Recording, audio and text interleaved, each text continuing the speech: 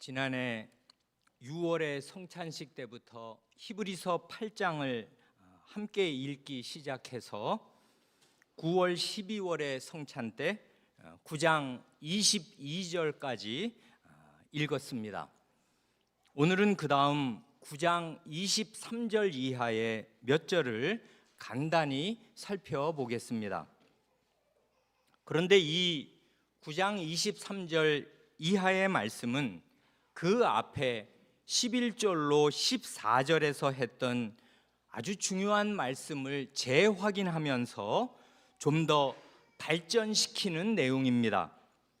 그래서 오늘 본문으로 11절 이하의 넉 절을 먼저 읽은 것입니다.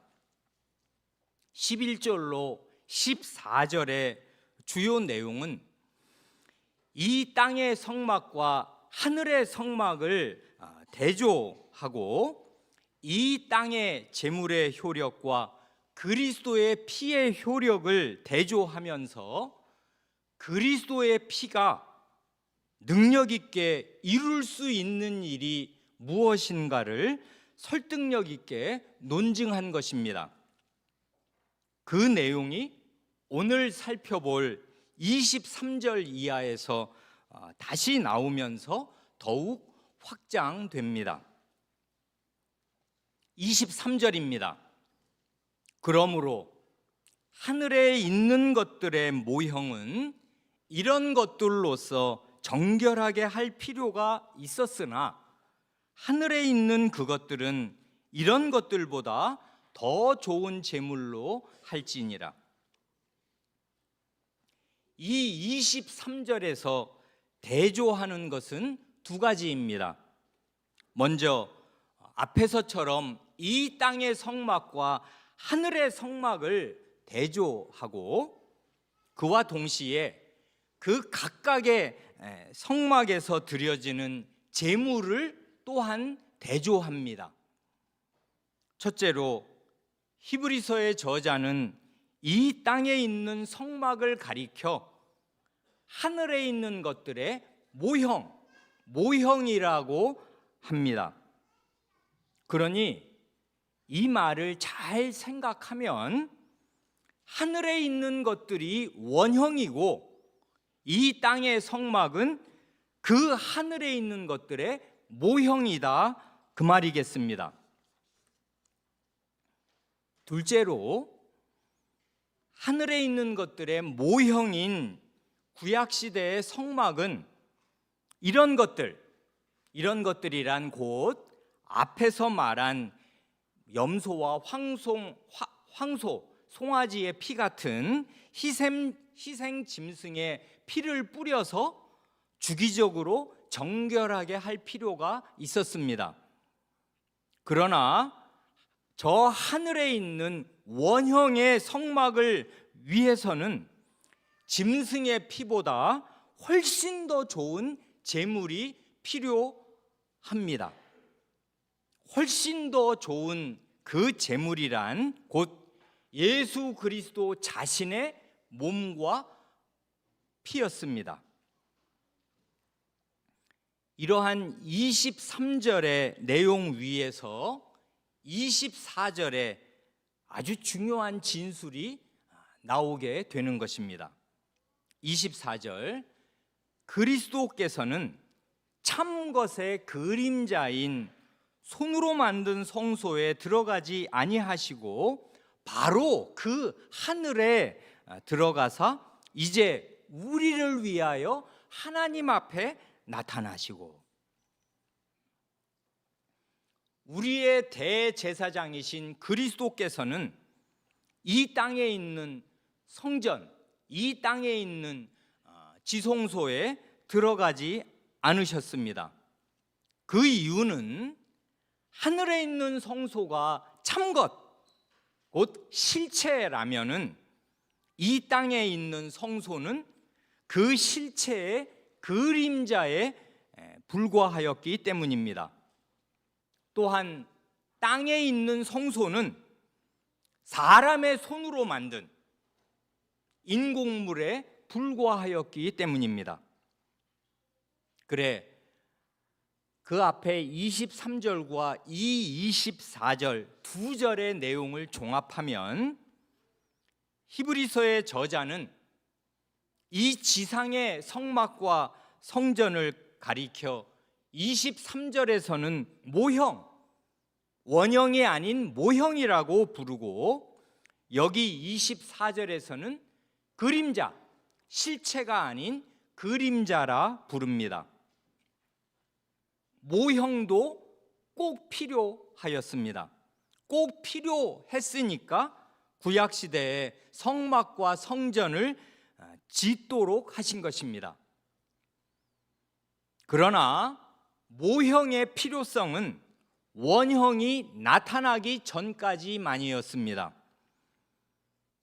그림자도 요긴한 역할을 하였습니다. 그러나 그림자의 요긴한 역할은 실체가 나타나기 전까지만이었습니다. 중요한 것은 이것입니다.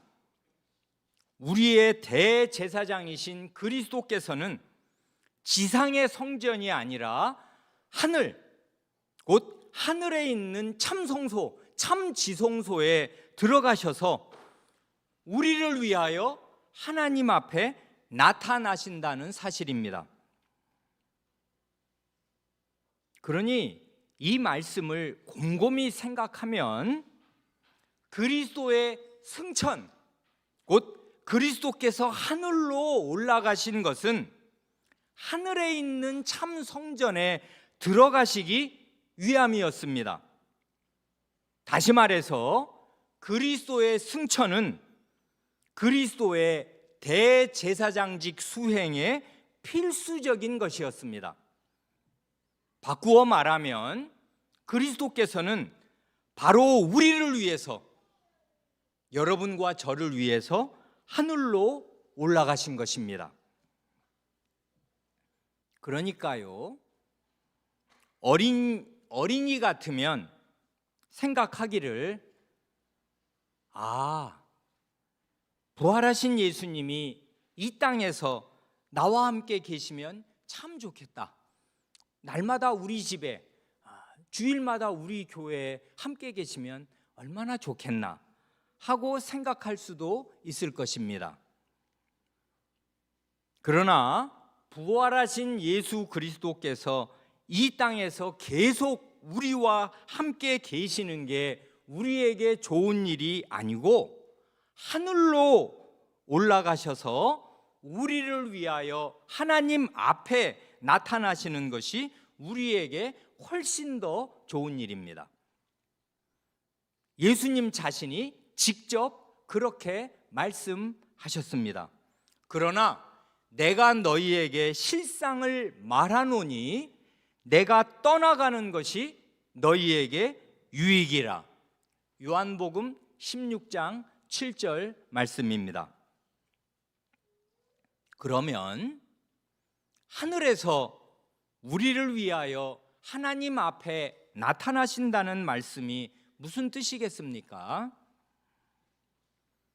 신자인 우리가 이 땅에서 죄를 짓거나 어쩔 수 없는 연약함과 시대적인 한계 안에 갇혀 있을 때에 그리스도께서 우리의 대제사장으로서 하늘 성소에서 우리를 위해 변호해 주시는 것입니다. 이렇게요, 말하자면 이렇게 기도하시는 것입니다. 하나님, 제게 속한 사람인 저 아무개가 또 죄를 지었습니다.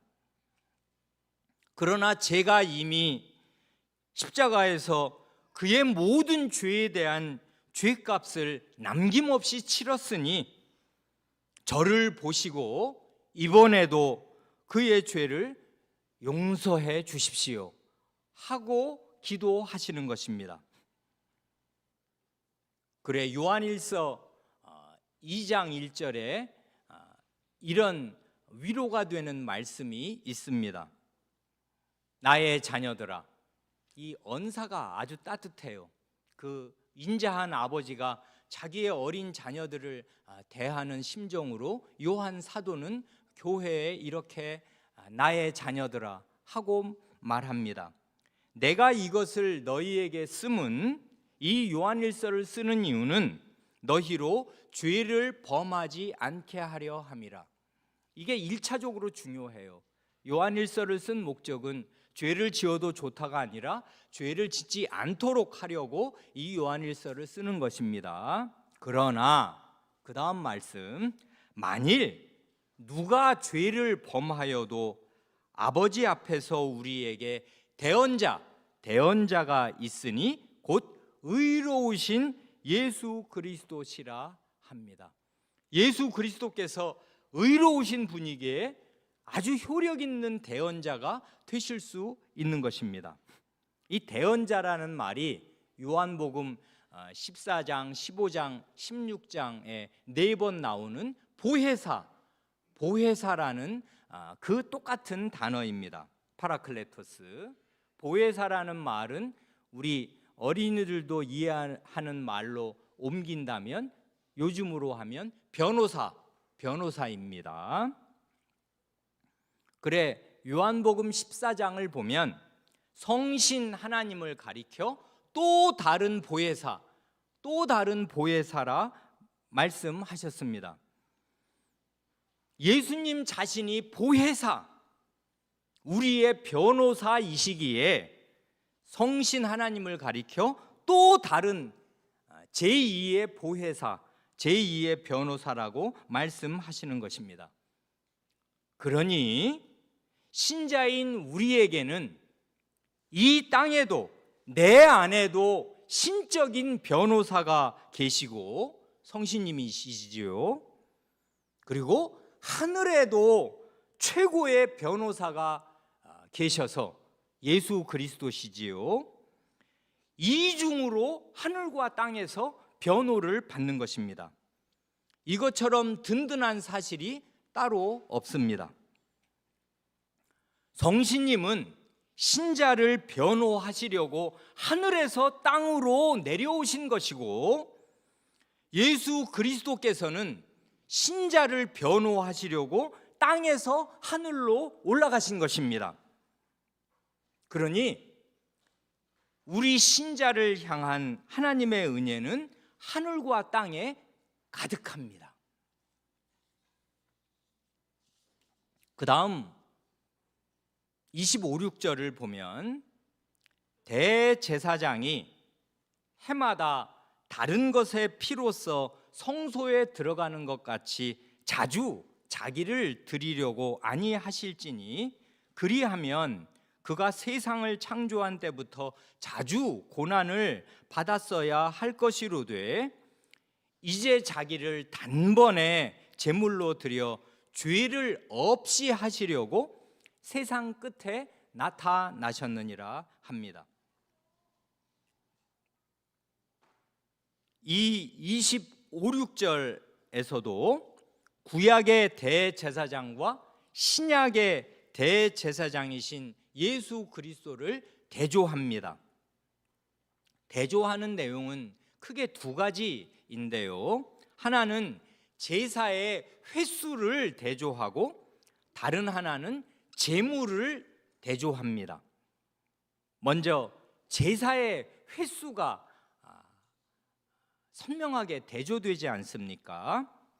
구약의 속죄 제사는 해마다, 그러니까 자주 드려야 했습니다. 25절이지요. 그러나 그와 대조되는 신약의 속죄는 단번에 한 번만 드려집니다. 26절입니다. 그런데요, 이거 잘 생각하는 것이 좋습니다. 원래 구약의 제사에는 날마다 아침 저녁으로 드리는 항상 상자 상번제도 있는데, 여기 25절에서는 날마다가 아니라 해마다라고 하는 걸 보면 이 제사는 날마다 드리는 그런 제사를 가리키는 게 아니고 대제사장이 1년에 한 번 대속죄일에 드리는 그 속죄 제사를 가리키는 것임에 거의 틀림이 없겠습니다. 이처럼 구약 시대에는 대속죄일의 제사를 해마다 7월 10일이면 드려야 하였고, 그 제사로 온 백성의 죄를 씻고 성막을 깨끗하게 하였습니다. 이렇게 해마다 제사를 드려야 했으니 긴 역사, 모세 이래로 이 히브리서의 저자 때까지 1500년의 긴 역사를 놓고 보면 속죄의 제사를 자주 드린 것입니다. 1000번도 말하자면 더 드린 것입니다. 그래 속죄의 제사를 해마다 자주 수백 번, 1000번도 넘게 드려야 했다는 얘기는, 그걸 바꾸어 말하면 그 제사의, 속죄의 제사의 효과가 일시적이고 제한적이었다는 이야기입니다. 아니, 씻을 죄가 없으면 제사를 드릴 필요가 없잖아요. 그런데 매해 이제 또 드리고 또 드리고 또 드리고 하지 않을 수 없이 그렇게 이어져 내려왔으니 해마다 자주입니다, 구약의 속죄의 제사는. 그러나 예수 그리스도께서는 단 한 번으로 모든 신자의 죄를 다 해결하시는 완전한 제사를 드리셨습니다. 그렇기에 그 제사는 해마다 자주 드릴 필요가 없고 단 한 번의 제사, 그래 그 단번에라는 말이 히브리서에 엄청 중요하게 강조되어 나타납니다. 단번에, 단번에, 단번에입니다. 단 한 번의 제사로 충분합니다. 다음으로 제물도 이 25, 6절에서 대조됩니다. 구약 시대에는 대제사장이 해마다 다른 것, 즉 다른 제물의 피를 들고 지성소로 들어가야 하였습니다. 왜냐하면 작년에 잡은 짐승의 피를 1년 뒤 올해 다시 사용할 수는 없는 거니까요. 말하자면 죽어나가는 짐승이 매년 바뀌는 거지 않습니까? 같은 소, 같은 종류로는 같은 염소라 하더라도 1년 전에 죽은 염소와 올해 죽는 염소는 다른 짐승이니까 해마다 다른 제물의 피로 하나님께 나아갔다, 그 말이겠습니다. 그리고 구약의 제물은 결국 짐승과 짐승의 피였습니다. 그와 대조적으로 예수 그리스도께서는 자기, 곧 자신의 몸과 피를 제물로 드리셨습니다.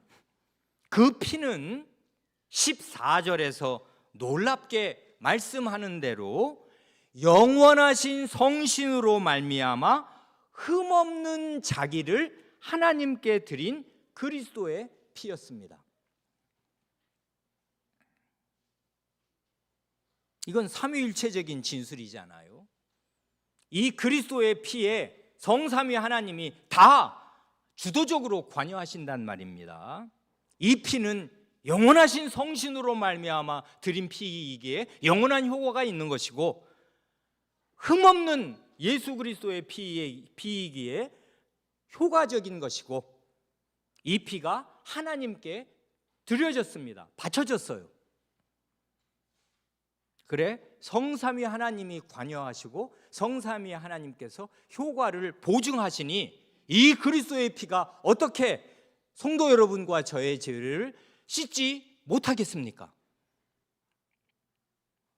이런 완전한 제사를 드리시려고 그리스도께서는 세상 끝에, 곧 역사의 마지막 시기에 오셨습니다.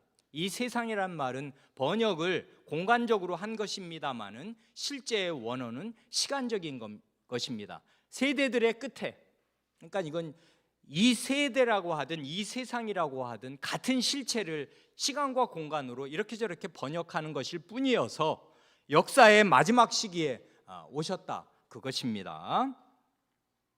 이걸 바꾸어 말하면 그리스도께서 역사의 마지막 시기에 오셨다는 말을 뒤집어 말해도 사실인데, 그리스도께서 오심으로써 인류의 역사는 결정적인 마지막 시기, 종말의 시기에 돌입하게 되는 것입니다. 그래서 그리스도께서 오신 때를 여기 9장 26절에서는 세상 끝, 정확히 말하면 세대들의 끝이라고 표현하지만, 맨 앞에 그 히브리서 1장 2절에서는 이 모든 날 마지막에 라고, 이 모든 날 마지막이라고 표현하는 것입니다. 그래, 그리스도의 오심, 하나님의 아드님의 이 땅에 오심으로 말미암아 우리는 과연 이 인류 역사의 맨 마지막 시기를 살고 있습니다. 이 시기는 곧 끝날 것입니다.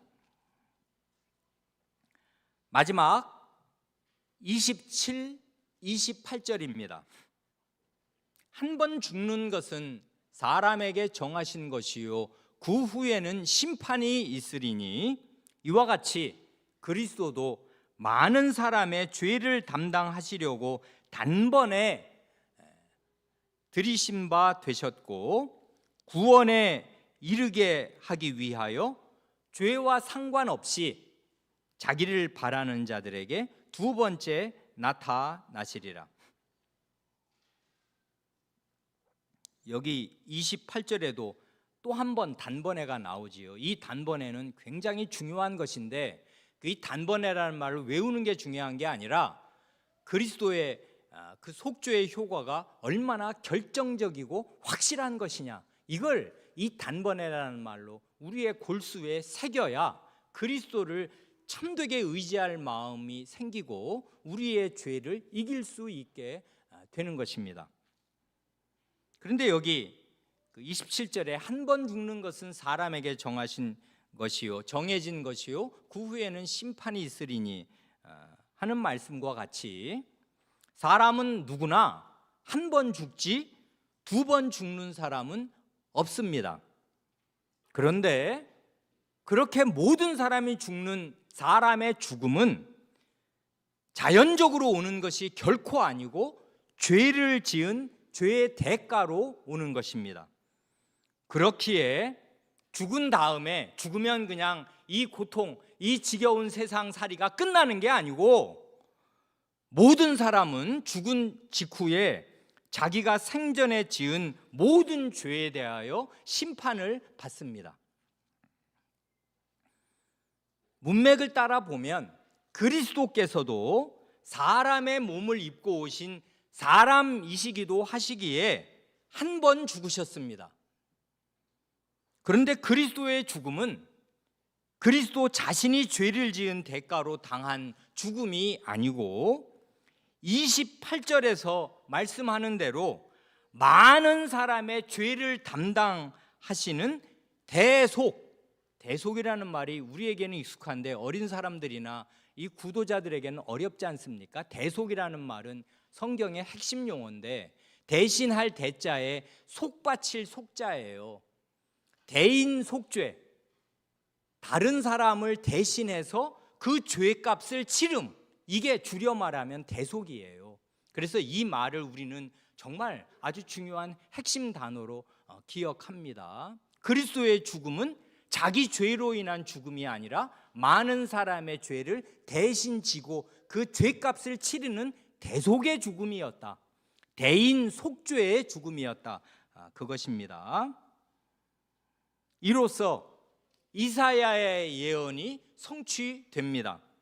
곧 여호와의 고난받는 종이 많은 사람의 죄를 담당하며 범죄자를 위하여 기도하였느니라 하고, 이사야서 53장 맨 마지막 12절에서 예언하였는데, 그 말씀이 문자 그대로 이루어진 것입니다. 이건 이사야 예언자가 그리스도께서 오시기 한 750년 전쯤에 예언한 말씀입니다.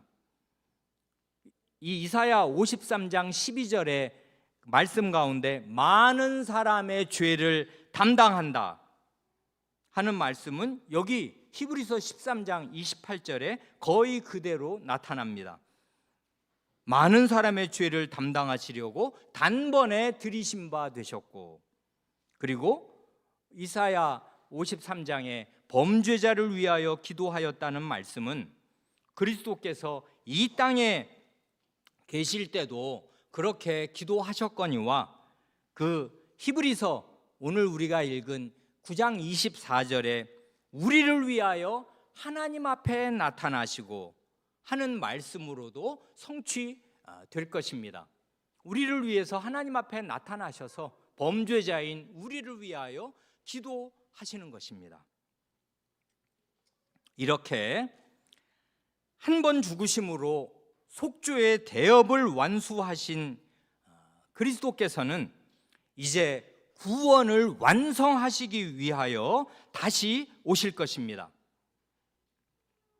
그걸 이 28절에서 말씀하고 있지 않습니까? 그런데 참고로 여기 28절에 죄와 상관없이 라는 말은 바로 그 다음에 이어지는 자기를 바라는 자들, 곧 그리스도를 바라는 자들을 가리키는 말이 아니고요, 그리스도 자신을 가리키는 말입니다.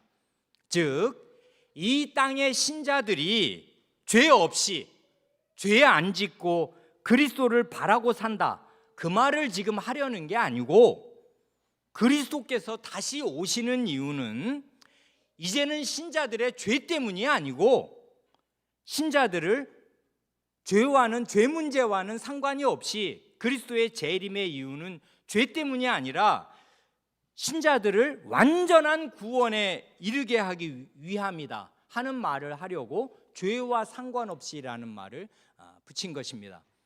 신자의 죄는 그리스도의 이 십자가의 대속의 일로 완료되었어요.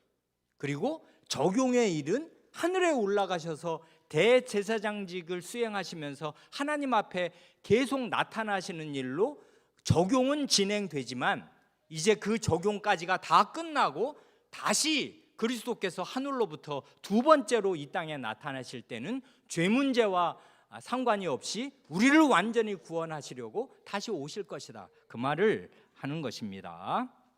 이렇게 오늘의 본문을 6절입니까? 대강 살펴보았는데, 여기서 조금 더 깊이 생각하면 아주 좋은 사실이 있습니다.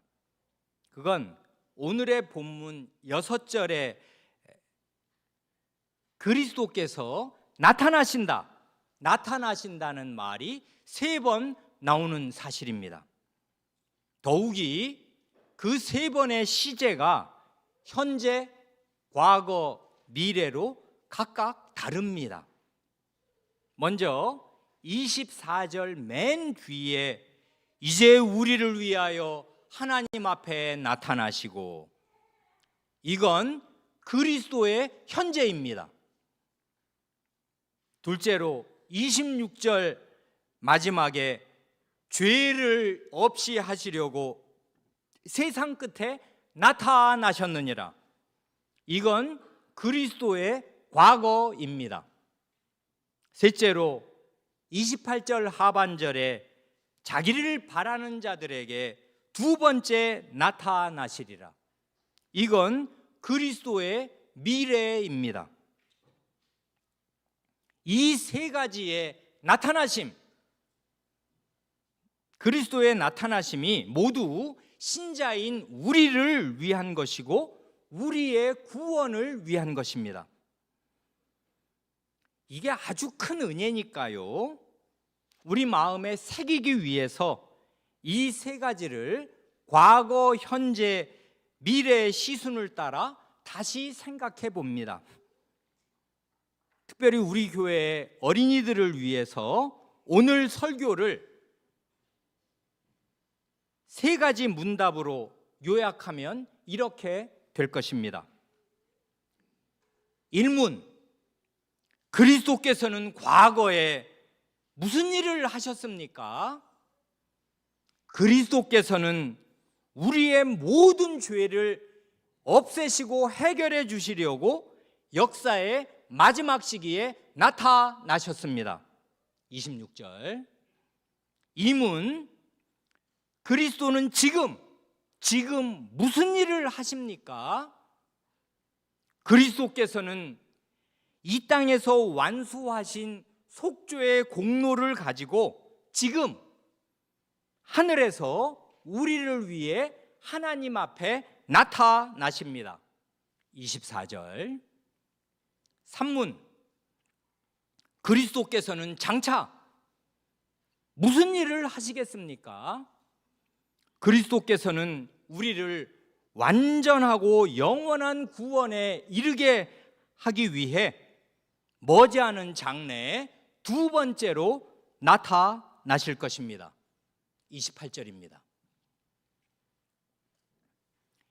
이 그리스도의 세 가지 나타나심을 구약시대의 대속죄일에 실제로 일어났던 일과 비교해 보면 더욱 생생할 것입니다. 그래, 이런 그림으로 마음속에 간직하시면 두고두고 은혜를 받으시리라 생각합니다. 먼저 대속죄일이 되면 대제사장이 성전의 뜰, 성막의 뜰에 나타납니다. 그래, 성막 뜰에 있는 제단에서 속죄의 제물을 잡습니다. 염소를 잡고 그리고 송아지를 잡아요.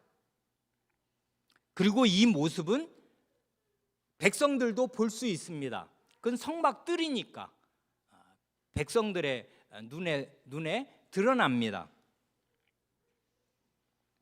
그래, 예수 그리스도의 십자가의 제사도 백성들이 볼 수 있었습니다. 공개 처형되셨으니까요. 그 다음에 대제사장이 제단에서 잡은 그 제물의 피를 들고서 성전 안으로, 성막 안으로 들어가서 지성소의 속죄소에 제물의 피를 뿌립니다.